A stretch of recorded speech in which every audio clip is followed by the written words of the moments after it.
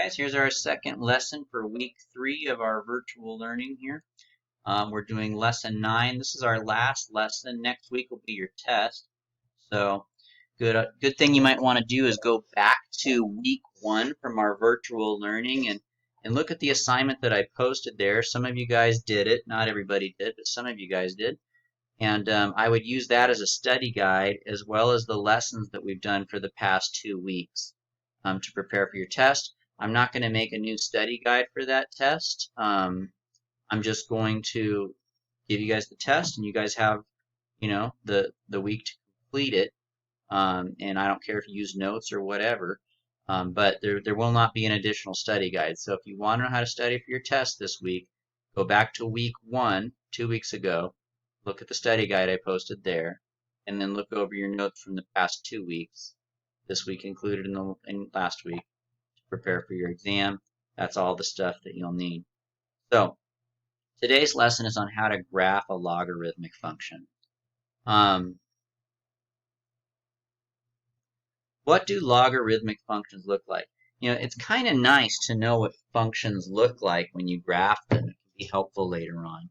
Like when you have just a constant function like y equals 2, I hope you guys know that looks like just a flat line. Or if you have a function like y equals mx plus b, I hope you guys know that's just a straight line, usually diagonal. I hope you guys know that when you have y equals x to the second power, it makes a U shape. And when you have y equals the absolute value of x, it makes a V shape. What else? We talked about exponential functions too, not too long ago. Hope you guys know those look something like that. And now we're going to add to that knowledge a new function. We're going to teach you guys to know what logarithmic functions look like. Logarithmic functions look like this. They look a lot like exponential functions that have been flipped over, and the reason for that is because they're inverses of exponential functions. Whereas now, a little something we talked about back when we did exponential functions was that they have a horizontal asymptote. Get closer and closer to this dotted line here. Logarithmic functions have one as well, but their asymptote is vertical. Okay, so this is what logarithmic functions look like.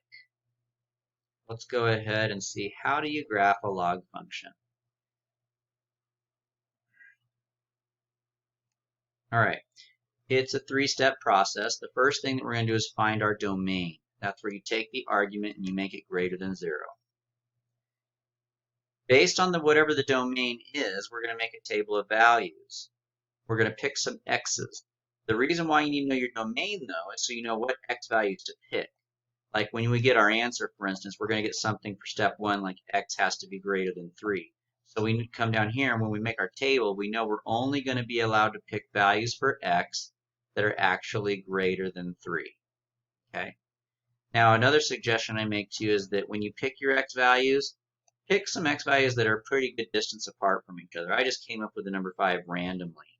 But like, for instance, if I was making a table here, and I told you guys to pick a number bigger than 3, a lot of you guys would say 4. Well, that's good. But then if I asked you for another one, a lot of you guys would probably say 5. And although that's technically okay, my suggestion is to pick a number that's a lot bigger than 4. So let's say you plug in like 9 or 10 or 12. That would probably be better. The reason for that is because on logarithmic functions, if you pick two x values that are too close to each other, you won't be able to tell the difference in the y values very much. They will barely look different. They'll look almost the same, and it will almost make your graph look like it's a flat line when it's not. The reason for that is because logarithmic functions grow very slowly. So unless you pick two x values that are really far apart, you really won't see the change in the y very much, and you probably won't get a very nice looking graph. So my suggestion is to pick two x values that are far apart. Don't pick two consecutive x values. The next thing we're going to do is graph it. So we're going to sketch a vertical asymptote. The asymptote is what your domain is. So like, for instance, if you guys, like I said, if I said x is greater than 3, when we graph this, that means I'm going to have an asymptote, a vertical asymptote at x equals 3. It's kind of like an invisible boundary line that my graph cannot cross because x has to be greater than 3. So I'm only allowed to pick numbers that are bigger than 3 on the right side of that boundary. So my vertical asymptote is basically the answer we got from step 1. The next thing we're going to do is we're going to plot the two x values that we got from our table in step 2. And from there we should be able to connect the dots with the appropriate shape. Now, because of reflections and transformations, there are 4 different ways that our logarithmic function can look. I'll put them up for you right now. So these are our 4 possibilities. All of these possibilities have a vertical tangent, I'm sorry, not tangent line, asymptote. And you'll notice that the blue line, which represents our graph, is going to only be on one side of it. So it could be on the right side or it could be on the left side of the dotted line. But it could be right side up or it could be upside down. Or it could be on the left side going upwards, or it could be on the left side going downwards. But either way, it always gets kind of flat up against the vertical asymptote and then goes off in the other direction. So that is the graphing process that we're going to go through in this lesson. We'll look at a few different examples just to kind of show some different things that can happen along the way. But before we do, let's go ahead and start with a fairly basic example. Okay, so I want to graph this log equation right here first. Oops, I put equals y twice. All right, so I want to graph this log equation. Our first step, as we said, is to find the domain. So to find the domain, what we do is we take the argument, 2x plus 4, make it greater than 0, and solve for x.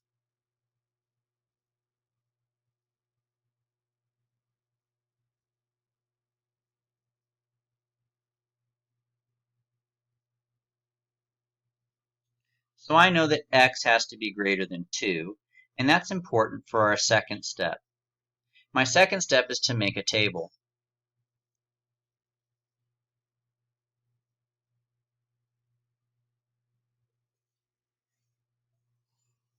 Now we know that x cannot be negative 2 because at negative 2 it gives us 0. So that's where our asymptote is going to be located. I'm going to put that in my table just so I remember, but x cannot actually equal negative 2 because it gives us an asymptote, an invisible boundary line that our graph cannot touch.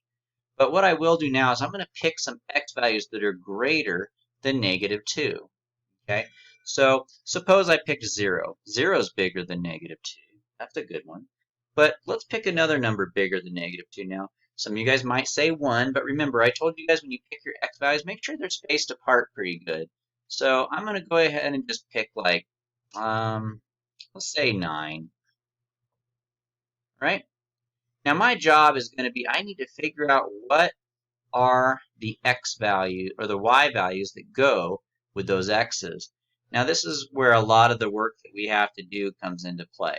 Okay, so I'm going to make some room here and I'm going to show you guys how you can find the y values that go with those x's.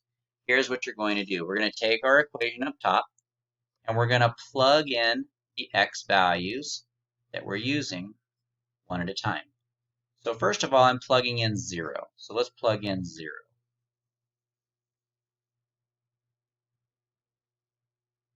Now if I do 2 times 0, I get 0, and if I add 4, I get 4. So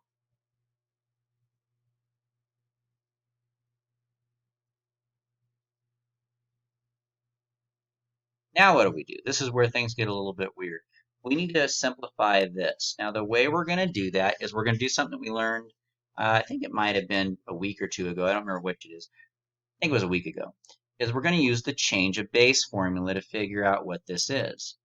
Now sometimes you might get something really cool where you might be able to just look at it and know the answer based on the skills we've already learned. But in this case, the only way we're going to get that is with the change of base formula. If you forgot what that is, here it is.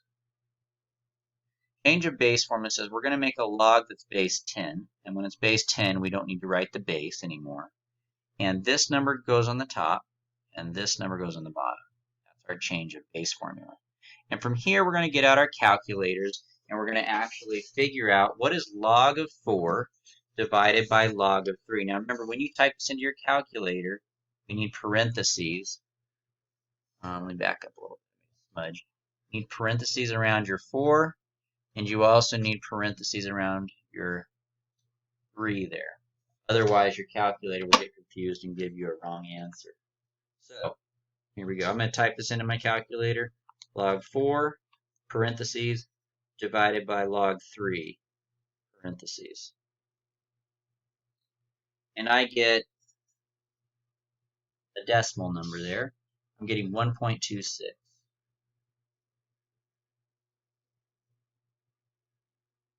The next thing I'm going to do is multiply there. So I'm just going to take my answer that's already on my calculator screen and multiply it by 2. And I get 2.52. And then I'm going to go ahead and subtract those. So keeping the answer on my calculator, I'm just going to put -5 now. And I get my final answer, which is -2.5. I'm just going to round it to the tenths. So when I plug in 0, I get -2.5 for my y value. So basically, you're just going to plug it in, and you're going to use your change of base formula and a calculator to get your answer for y. So my advice would be to have you guys go ahead and pause the video here and have you guys go ahead and try plugging in our next x value, which is 9. Go ahead and plug that in and see if you guys can figure out what the next y value is. And I'll put the answer up in just a second. See if you guys can calculate what the y value will be for x equals 9. I'll pause the video here, and in just a second you see the answer unless you pause the video. Right. So here's the solution. I plugged in 9 for the x. 2 times 9 is 18, plus 4 is 22. Then we do our change of base, and we get 2.81. If you multiply that by 2 and subtract 5, you get 0.6, which I put here. Okay, so that's the end of step 2. Step 2 is the longest step, but we have it done there. So step 1 was to find our domain.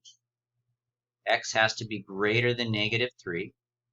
So then when we do our table, we know we have to pick numbers that are greater than 3. And we did that. Once we picked those numbers, we plugged them in to find the y values that go with it. And so now we've got a nice little table that's going to help us with our last step, which is to graph. So step 3 is our final ending step for this problem. Let's go ahead and make a graph. Step 3 had three parts to it. Part A was to graph the vertical asymptote. Now we found that our asymptote was at -2. So I'm going to go back 2 spaces and I'm going to put a vertical line to represent the vertical asymptote. Part B was to graph the points that we found. So I'm going to graph the point 0, -2.5. And I'm also going to graph the point 9, 0.6. Okay? So when you're graphing decimals, just do your best to be as close as you can. It's not going to be a perfect science. But here we go. So 0, -2.5. So 0 is going to be right here in the middle. And then -2.5 means I'm going to go down 2.5. So I'm going to have a dot like right about there. Let me use a different color. So I would have a blue dot right about there to represent the point 0, -2.5. My next point that I'm going to graph is at 9 and 0.6. So I'm going to go over 9, and it's up 0.6. Now 0.6 is just a little bit more than half. So I'm going to go halfway up to the 1 mark. So I've got my 2 dots there. I've got both the same color if I can. And now we need to connect those dots. And we got to look at that last slide that we copied, the directions on how to graph logs. And basically you have 4 shapes to choose from. It could be like this. It could be like this. It could be like this. Or it could be like this. And for these ones over here, the vertical asymptote is on that side of it, and over here it's on this side. So which shape, if we were to connect these dots and make it get flat against this asymptote, which of these shapes would work? it would be this. It would start down here, hugging up against that asymptote, and it would slowly rise and hit that first blue dot, keep rising until it hits the next blue dot, and then you've got your graph. And it would be flat against the asymptote over here. So that's what that logarithmic function would look like. Okay. I see a lot of students make this error. They will get it wrong by going upside down. They'll do this, and then they'll make it hit this point, and then they'll swing back up and hit that. But these graphs don't make a U shape. If they're increasing, they keep increasing. Or if they're decreasing, they keep decreasing. They never swing back in the opposite direction. So your shape should look something like the blue line there. Okay, so it turned out that I used this one to connect the dots and make it get flat against the asymptote. So I'm going to give you guys a student practice at this time now. So we have y equals -5 multiplied by log base 4 of x, and then plus 1. Step 1. Look at your notes, see if you can figure out what step 1 is, and I want you guys just to do step 1 here, and then pause the video, and then you can see what step 1 is. All right, so step 1 is to take your argument and make it greater than 0 and solve for x. Now in this problem, I don't need to solve for x. X is already done. So that's my domain. X has to be greater than 0. Now for step 2 is to make a table. Now, at this point, what did I put first? I put that number first, the 0, because that tells me where I'm starting, but I also put this to remind myself that's where the asymptote goes, right? Then after that, I picked 2 x values. Now, I don't want you guys to plug in any x values yet, but I do want you to pause the video and think about what x values you would plug in. The reason why I don't want you to actually pick some is because we're all going to pick different answers that way, but I'm going to pick the actual answers we're going to use. But I just want you guys a chance to think about what x's you would pick. Pause the video here and give it a shot if you haven't already. But at this time, I'm going to tell you some good answers. So first of all, maybe I would plug in 1. Why would I plug in 1? Because that's bigger than 0, right? The next number I picked for x, though, I could plug in 2. But as I told you guys, the third point you put in your x column there, you're going to want it to be kind of far away from the second one. So I would plug in, like, maybe just plug in 9 again. Why not? Okay. Now at this point, I'm going to let you guys pause the video and find both of these x values. Y values. That's the thing where we plug in the number, we do the change of base, and we work it out. So go ahead and give it a shot and see what you guys get. I'll put the answers up in just a second. So these are the 2 answers I got. When I plugged in 1 for x, I got 1. And when I plugged in 9, I got -6.9. Now, honestly, that's so close to 7 that I'm just going to go ahead and say 7. But you can keep it as 6.9 if you want to. It doesn't really matter. Anyway, now the next step, step 3, is to graph it. So I would encourage you guys to pause the video here and try to graph it. Remember, the first thing you're going to do is you're going to plot your vertical asymptote. Then you plot your 2 points. And then you try to connect those 2 points with the curve that best fits the information we have. Pause the video here, and in just a moment you'll see the answer. So the first thing you guys should have done was you should have had a vertical asymptote at 0, and that means it would be right on the y-axis. So in this case, the y-axis is our vertical asymptote. And then we're going to go ahead and plot the 2 points that they gave us, which is 1, 1. We'd go over 1, up 1, put a dot. And 9, -7, so we go over 9.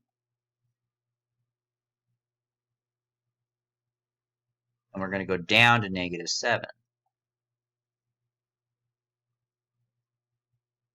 Which would put me right about there. And then we were supposed to connect these dots with the curve that matches that data best. And that would be one that's flat against the asymptote on the top, swings down, and then hits the dots like that. And there's our logarithmic curve. Okay? So that was more of a guided practice, really. Now I'm just going to give you one and let you guys try from beginning to end without me walking you through every little step on doing it. Here we go. How about y equals log base 5 6x minus 3. Well, I won't give you that because that'll give you a fraction. But go ahead and see if you guys can graph that. Give me a few moments to try it. Okay, there's all three steps. So the domain is x has to be greater than 3. So I plug in 3, 4, and 10 for my three choices that are greater than 3. 3 is where my asymptote's at. 4 gives me 1.1 and 10 gives me 2.3. Plotting those points and graphing that vertical asymptote and then connecting the dots with the appropriate curve would give me this final graph. Okay.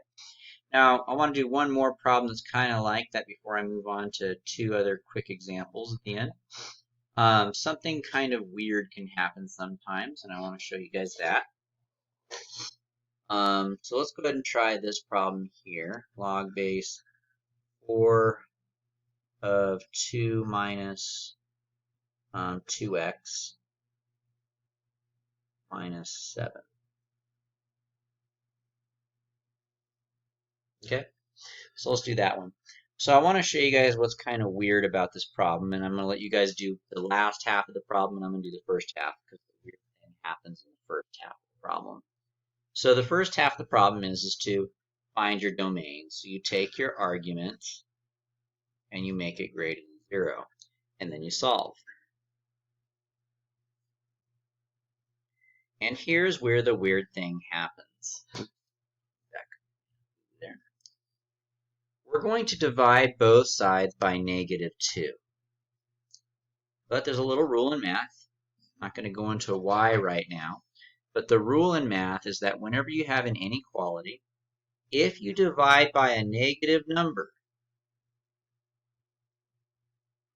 if the number you're dividing by is negative, it doesn't matter what the top number is here. It matters what the number is that you're dividing, the one that you're putting on the bottom. If that's negative, you are going to reverse your inequality. It flips it around. It makes it the opposite. Okay? So -2 divided by -2 is 1. So what's interesting about this outcome is not only does that affect the answer for our domain, but that also affects our table a little bit. Because now 1 is where my asymptote is, but we have to pick numbers for x that are less than 1. So pick a number less than 1. Now a lot of you guys are probably thinking 0, that's fine. But now we need to pick another number that's less than 1. Remember, we want it to be kind of far away from 0. So pick a number that's less than 1 that's farther away from 0 than just the next one. I was like maybe like negative or something, right? Something that's kind of far to the left of 0. Okay. Now this is where I'm done. That's the end of the weird stuff, and I'll let you guys do the rest of the problem here. But basically, if you ever end up dividing by a negative, you have to pick x values that are less than that number in your table.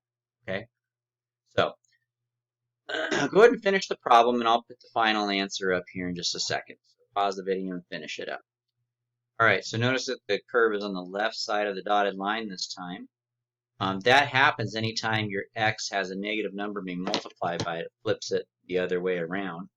And that's because we picked x values that are less than our vertical asymptote. So it's going to be the left side of it. So I went with 0 and 8. I got about -6.5 for 0, and I got -5 for -8. The dots would be here and here approximately, and the curve would fit that out of the 4 options I gave you at the beginning of our lesson today. This would be the one that fits best. All right. I'll do one more example with you guys here, and then we'll be done. So last example is ln, and ln is actually a little bit easier than the other ones, believe it or not. So let's say I have ln of 5 minus x plus 1 equals y, and I'll put a negative in front of my ln as well there. All right, so let's go ahead and begin. Step 1, domain.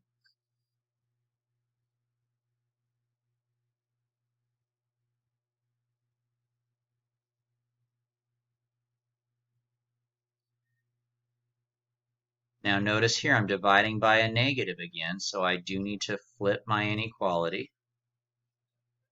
Now step 2 is to do our table. So 5 is where my asymptote is going to be located. But now I need to pick two x values that are less than 5. So I'll pick 4 for my first one, and then I'll pick -4 for my next one. After that. And then I'm going to plug them in. Now here's what's kind of cool about the LN problems. Is they're a little bit easier because you don't need the change of base. I'll show you. Negative ln of 5 minus, I'll plug in 4.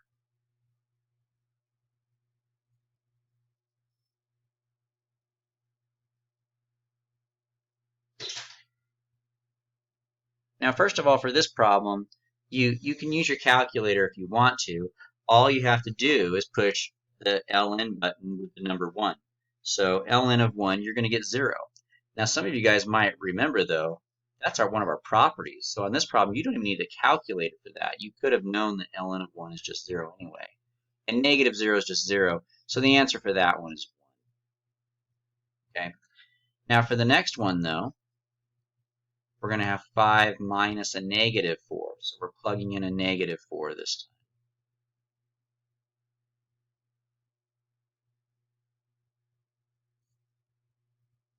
Okay. Now we're going to go ahead and take the ln of 9. You don't need a change of base because our calculator already has an ln button on it. So just go ahead and push ln of 9, which is on your calculator.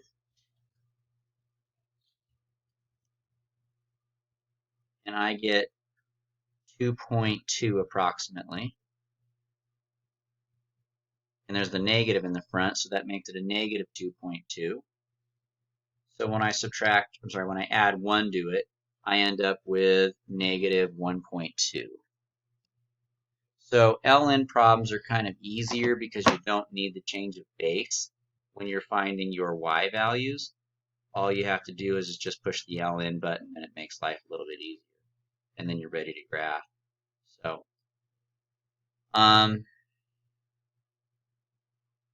clean up a little bit here.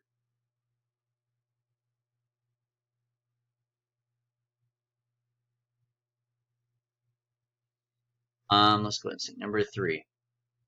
Graphing time. So I have my asymptote at 5. My first point is 4, 1. And my next point is at -4 and -1.2. So the curve that would connect those two dots would look like that. Okay. So the whole purpose of this exercise was to reinforce the idea of, yes, you do need to reverse the inequality when you divide by a negative, but also that with LN problems, you don't have to use change of base when finding your Y's. You could just use the LN, but it's pretty nice, straightforward. And just so you guys know, let's say instead of doing ln, I had changed this to a log. If it's just log with no base there, you guys remember that means 10, right? Well, if it's base 10, then you don't need change of base either. That button's right on your calculator already. So the only time you really need change of base is if they give you some funky base here that's not 10 or ln. So I'll give you guys a practice problem. You don't need to do it if you don't want to. I'm going to give you a log one. So base 10, right?